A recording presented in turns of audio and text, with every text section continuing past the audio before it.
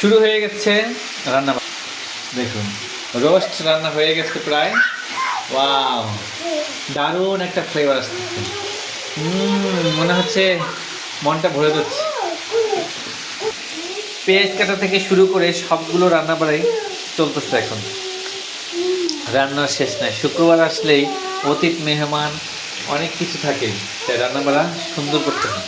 হলুদ রসুন বাটা থেকে শুরু করে মরিচ পর্যন্ত বেটে রান্না করা হয়, কারণ সুস্বাদু হওয়ার জন্য, মানে পেস্ট মেহমান যাতে সন্তুষ্ট থাকে, মেহমান যাতে খুশি হয়। তারপরও অনেক অনেক মেহমানরা এই সমস্ত কাজে ভুল ধরে, বলে আর একটু মজা হওয়া লাগতো, আর একটু হলুদ হলে ভালো হতো, আর একটু রসুন হলে ভালো হতো, এই সেই অনেক ধরনের কথাবার্তা বলে। প্রায় সব ভালো হয়েছে, কিন্তু একটু লবণটা বেশি হয়ে গেছে, একটু তেলটা বেশি হয়ে গেছে। এইরকমই রান্না করো যে না কষাই হলুদ মরিচ দিয়া, তাই মেহমান তো খারাপ বলবেই।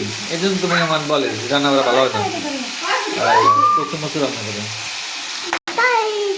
বলেও না। এইভাবে রান্না করে দেখে তো মাংস মজা হয় না।